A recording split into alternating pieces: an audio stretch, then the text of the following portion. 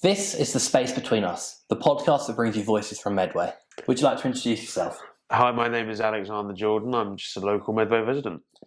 So obviously, you wasn't originally born in Medway. We've known each other for probably 15 years, I reckon, something like that. Yeah, long time.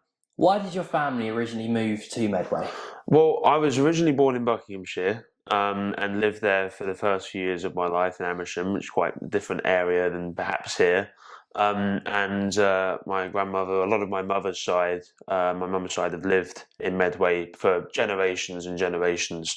And my grandma and granddad stayed in Medway, and my granddad died, unfortunately. And so what happened was we moved, I think around 2008, 2009, down to Chatham, and we've stayed in different areas of Chatham, Lordswood, White Road Estate, Luton Road, all different areas. So that was the catalyst of it, and it's just been home ever since. So Medway's always kind of been deep rooted in your family, the fact that you've kind of had several generations here. Yeah. So what was it actually like growing up in Medway? You probably don't remember much about growing up in Buckinghamshire, really, because you were so young. But not at all. What's it been like growing up in Medway? It's been good. I've had some really good memories. Memories of school, memories of. I went to quite a few different schools in the area. The different nature walks, the different.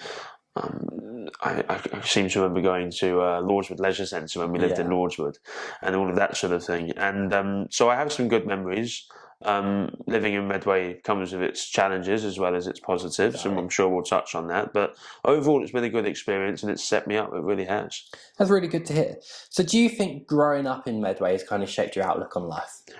I think so. I think it has done in some ways. I'm going into teaching history in September in just a few months' time, as of recording this.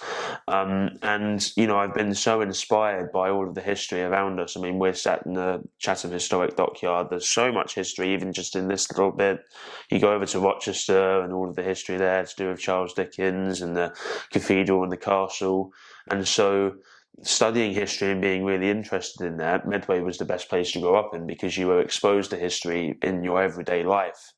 And that really set me up to probably do the career that I'm doing today because I had so much access to it growing up through living here. That's really good to hear. So obviously, as you mentioned, you're going on to teacher training in September.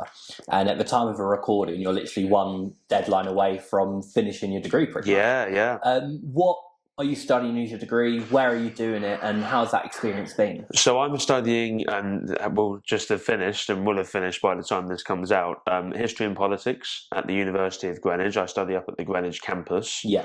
And I decided to base myself locally for a few different reasons, but because I really do enjoy living in Medway and I enjoy the connections that I've built here, the friends that I've built here, the volunteer work that I've done here. And so they were all pull factors so that I didn't really want to move to go to university. And so it's a commute a few times a week. I've dealt with it pretty well. And that's really been my university experience. That's really good to hear that you wanted to obviously stay in Medway rooted whilst doing your degree. We find a lot of people move out of Medway to go to a degree. Yeah. But you opted for commuting, and it also meant you could kind of be local for your family as well. Yeah. So that's really good. So at what point was teaching kind of on the plan? When did that come about? Teaching's always been on my radar ever since I was really, really young, because it's embedded with history. That's one of the best careers to go into when you're really interested in history and being able to share your passion with the next generation. But I did have a few other ideas. Teaching wasn't top of the list until quite recently, probably last year. It came about really as a priority because of, I must admit, the challenging job market for graduates is the worst it's probably ever been for decades. And so I was really coming to this that epiphany that every graduate comes to, which is, what am I going to do after I finish this whole process? And so I decided that teaching, everyone needs teachers. You're always going to need teachers. It's a stable career path, but also it's something that's always been calling to me. So it just feels natural that that's the next step. And I think that was really good what you mentioned there, the job market for students, because obviously that's a big thing at the moment. Yeah. And obviously I'm sat here at Medway School of Arts at the moment recording this, where we've got amazing students that soon will be going out into the career paths. So it was really nice of you to mention that and for us to kind of consider the job market for graduates. So obviously teaching is now obviously the pathway you're going. Was there a teacher in your life that has kind of inspired you and stuck with you throughout your journey? Yeah, there's been a couple. So I mean, I went to one school for years 7 to 11, and then went to another grammar school for sixth form. Completely different experiences, and we're unique here in Medway that we still have grammar schools because a lot of areas don't. But yeah, I had one teacher, Miss Broadley, who taught me for year 7, year 9 for history. She really inspired me to love history, and then also Mr. Hayes at Holcombe Grammar School when I was doing my A levels, and he really got me to push on. He really brought the passion to history. Sometimes I struggled in those years with motivation and with different issues, but those teachers really helped me through that, and they helped me really unlock my passions and go above and beyond what they were teaching in the classroom and give me extra resources and books to read and everything like that. So that set me up, and that really sort of increased my passion for what I'm doing at the moment. That's really good to hear. So hearing that kind of inspiration from the teachers that have kind of inspired your career. So as we've mentioned, in September you start your teacher training where you'll also be a history teacher. Yeah. What do you think young people need most right now? I think young people need support. I think that's probably the word that sums it all up. There's so many different areas that we can improve on, not just in Medway, but nationally. Everywhere has the same issues. There are some issues that affect Medway more acutely. We have a bigger proportion of students on free school meals, for instance. I spent some time on a local governing board here in Medway and saw the figures on that and how we're helping students on free school meals. So that's important.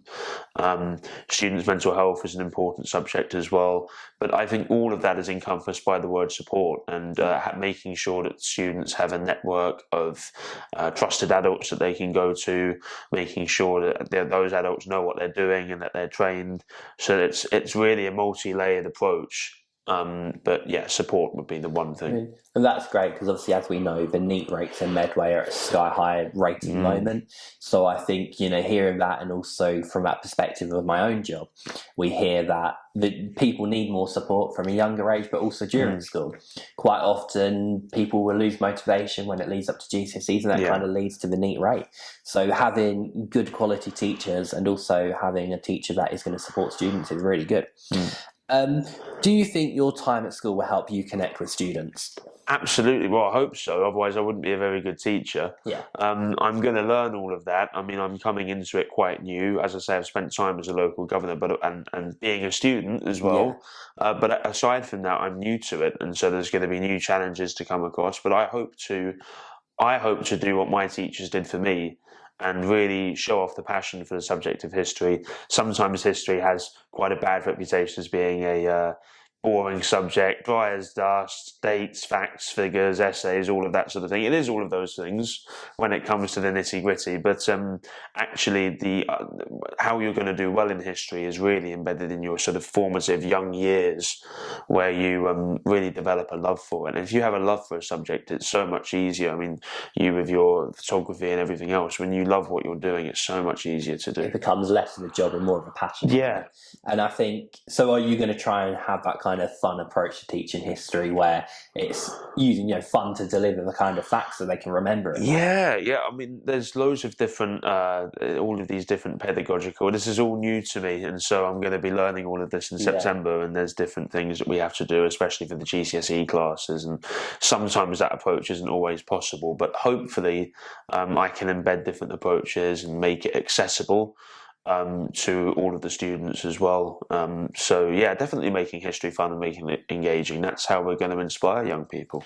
So you mentioned obviously your kind of youth volunteering experience and obviously at a young age, which you did locally. Yeah. What got you involved with that, and where did that kind of lead? Well, we started together when we must have been 14 or 15 years old. 13, I reckon, when we launched maybe younger than that. I seem to remember that it was a maths teacher that we had. Yeah. We were in maths class and we were quite annoyed at the state of the world. Couldn't vote, couldn't do anything like that, and so, well, what can we do to change anything like that locally in our little patch of Kent. And so our maths teacher actually said, well, why don't you get out and, I don't know, write a letter or meet with your MP? And so the first thing we did was meet with the MP for Chatham and Aylesford back then, Tracy Crouch, who was a really good MP. She came to the school at the time and had a really good chat with us, and that really inspired me. And we pushed on. We met with loads of different people, and it was to do with climate change in Medway and how we can care more about the environment locally. It's not a big priority. Mainly, I understand that residents have probably bigger priorities than that at the moment with the cost of living and everything else. But we helped, I think, to put that on the map. Medway Council declared a climate emergency in 2019. I think due they to were that as well. I think partly due to what we did and other groups as well, and that was really good because I think they were the first council in the country to do it. One of the original. Might have to fact check that, but it did contribute, and I think we had a really positive impact. So I look back on those years with pride. And I think what was great about that was not only did we obviously campaign for the environment, we were also campaigning about youth empowerment, youth volunteering, and obviously we went on to consult with the youth council at one point as well. And I think that's always kind of been embedded in what you continue to do, isn't it? And obviously you've gone on to do other bits like your local governing board at schools as well, and that's kind of been your passion to empower the next generation of young people. Which is where the teaching obviously comes into it as well. It all started there. So there's a lot of negativity around towns like Medway. What do you think people get wrong about it? I think people look at the worst that Medway has to offer, and there are some issues and there are some bad things that go on, and you look at the state of Chatham High Street or whatever, you can pick out all of these issues, and you can talk all day, and we can probably spend all day talking about the issues and how we can fix them, but that's not productive. Actually, what people forget is that Medway has a lot to offer in terms of history, even in terms of its proximity to London and it being a desirable area for that. And in terms of being a really, really good area for people to come and live. And there are things that we can do to help people in areas that aren't so fortunate as other areas. But Medway's like every area in that there are good areas, there are bad areas. The bad areas get a lot more publicity from certain newspapers and media organisations than perhaps the good areas do, because they want to, make clicks or whatever, and that's fine. But no, I mean, there's a lot of misconceptions, and actually, if you live in Medway every day, you realise that those misconceptions aren't unfounded, but they make up a small part. And actually, what outweighs that is all of the positive things that go on here. So as a young person who's going on to teach the next generation of young people, if you could improve one thing for young people in Medway, what would it be? I think, I hate to repeat what I've already said, but I think support is the number one thing, because there's so many. I suppose if there was one issue, I would single out mental health. I think mental health is such a massive issue for young people and for everyone, but especially for young people who have so many different challenges. You have young people in Medway growing up in different households, different problems going on at home, different ways that they're dealing with school. And so really shining a light on that and making sure that, again, students know where to go to if they feel down or if they feel whatever negative emotion that they're feeling. And so I think mental health might be the one, but I think there's plenty of things that you could say. There's plenty of things you could say, but I think that's one of them. And you're still young yourself. You're 21. Do you feel pressure at the moment to have your life figured out? I think you feel pressure from society. I think actually society views people in their early 20s. We're still out partying apparently or whatever, and so I don't think the pressure's there just yet to have life figured out. I think that quickly changes when you go into your mid and late 20s and suddenly everyone expects you to have your life figured out. Look, people have families at different ages, they get married at different ages. Some people go into their 40s in one career path and then they go into their 40s or 50s and completely change course. So our progression in life, all of our progression in life isn't linear, and we're all on our own paths. And so I think we need to focus on our own paths, and rather than judge other people and say, well, I'm at this stage and you're at this stage, I'm making this money, I've got a family, whatever it is. It's not helpful. Everyone's on their own journey, and I think that's a good thing. And I think before we started recording today, we also had that conversation about how everyone is in different stages of their life. Me and you were both different stages of our life. We went through school together. We were the same age. Yeah. We're all we're on different pathways. Yeah. And obviously that led from our volunteering work as well. And so it kind of shows how it's branched off into two different branches as well. What do you hope your future self would say about this stage of your life? I think my future self would hope that I made the decisions that would set me up. I don't think the decisions that I make now are completely deterministic. I think that there are some leeways as I get older and some things that I can change. And look, I'm young, we're young, we'll make mistakes, and that's just a natural part of it. But hopefully we can look back on, like I look back on my teenage years when we did the volunteering work, hopefully I can look back on these years setting up my career and going into it and graduating from university with pride. I think that's the most important thing, really. And so, yeah. That's a really good reflection of obviously where you hope to be as well. So kind of bringing this back to the Medway angle, because obviously this is a podcast that brings voices from Medway. Where is your favourite place in Medway? My favourite place in Medway is it depends on the time of year. I mean, we just had at the time of the recording the Sweeps Festival at the weekend, which is a fantastic festival, does a lot for the economy, but not my sort of thing, too crowded. But when it's not crowded, Rochester High Street's very nice. There's some very nice restaurants and places to eat. There's a lot of history. It's a really nice place to spend time, actually. And so, yeah, Rochester High Street, I would say. And what's one thing you think Medway needs more of? I think Medway needs, maybe you could say, I don't know, there's a lot of things that Medway need more of. You could say Medway needs less of some things as well, potholes and things like that. It's not my remit. I'm not in the council, but yeah, look, Medway has a lot of good things going for it. It has a lot of problems. It would be difficult for me to sit here and single out one thing that I can think of just off the top of my head and say it to you, because I'm not entirely sure what that would be and how we pin that down. But I don't know. But I would say, less potholes. Yeah, that would suit everyone, wouldn't it? Yeah. So this is possibly one of the most important questions of the podcast. Yeah. What's your favourite takeaway in Medway? It depends what you're going for, but for me, if you want a kebab, which kebabs are very good, and the best kebab that I've ever had anywhere, let alone just Medway, is at Master Kebabs on Watling Street in Gillingham. They're very good, very nice family that own it, and yeah, they're great. So if you haven't been, go to Master Kebabs. That's great to hear. So bringing this to an end now, if you could describe Medway in one word, what would it be? I would say Medway has potential.